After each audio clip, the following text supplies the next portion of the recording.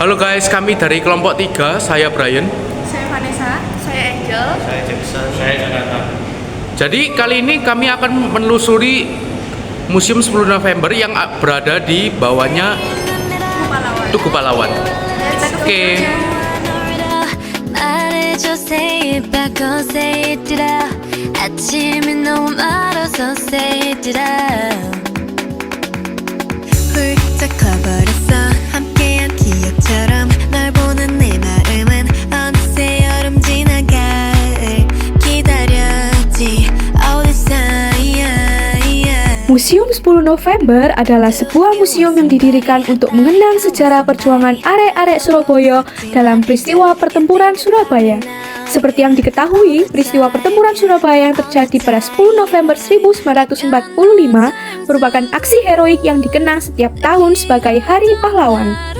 Museum 10 November terdiri dari 2 lantai yang di dalamnya menyimpan benda-benda bersejarah yang terkait dengan peristiwa pertempuran Surabaya 10 November 1945. Di lantai 1, pengunjung akan menemukan berbagai diorama yang menggambarkan perjuangan rakyat Surabaya ketika melawan tentara Inggris. Salah satu diorama menunjukkan peristiwa ikonik di mana Bung Tomo tengah berada di dekat sebuah radio jadul miliknya yang menjelaskan asal suara rekaman pidato yang berhasil menggerakkan semangat arek Surabaya untuk melawan sekutu.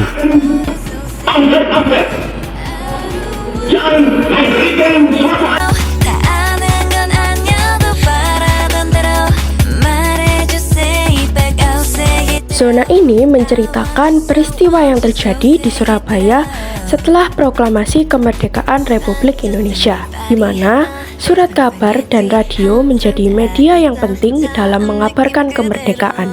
Meskipun para pimpinan Jepang berusaha keras mencegah tersebarnya berita proklamasi, namun para pemburu berita, media massa tidak kekurangan akal.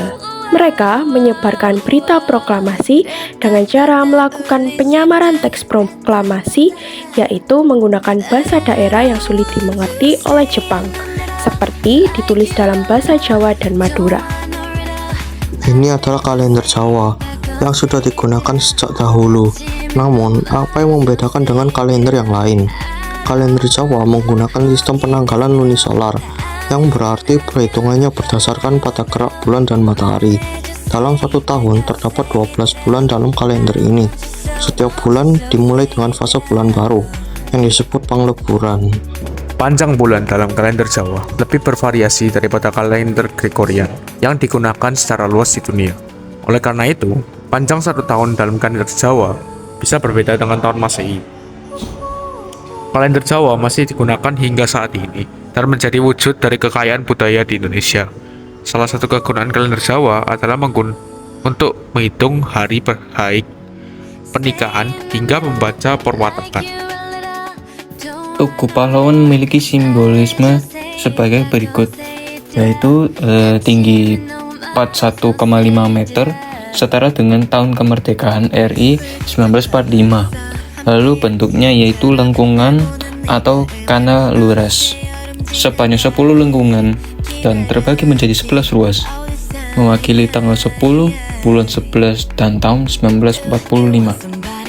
Ukiran trisula bergambar cakra, stamba dan padma sebagai simbol api perjuangan.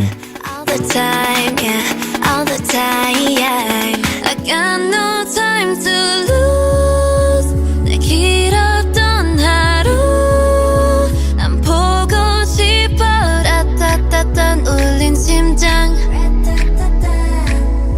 I got nothing to lose 널 좋아한다고 라따따딴 울린 심장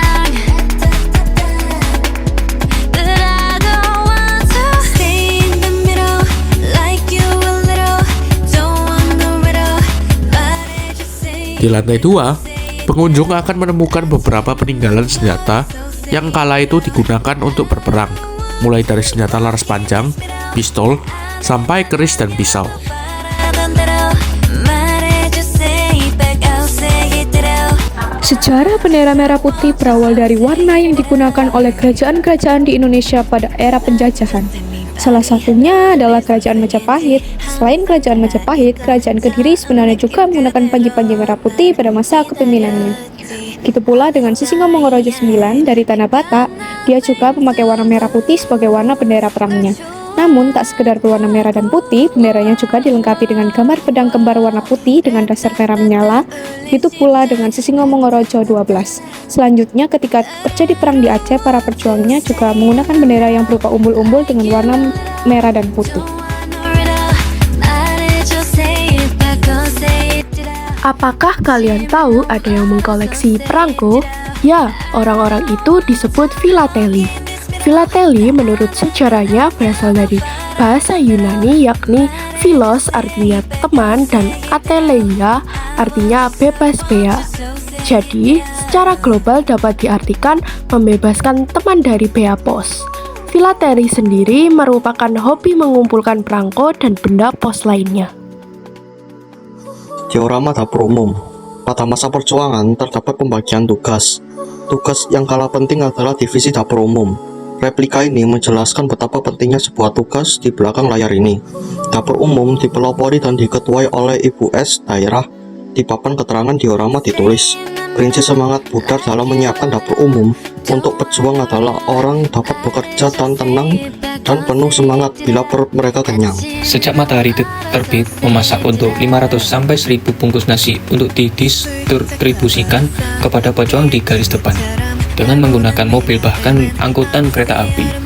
Luar biasa ya peran ini. Mengapa? Karena memasukkannya masih menggunakan peralatan tradisional termasuk kompor bersumbu kayu. Do you want somebody like I want somebody? 날 보고 웃었지만 do you think about me now? Yeah, all the time, yeah, all the time. I got no time to lose. 내 길었던 하루.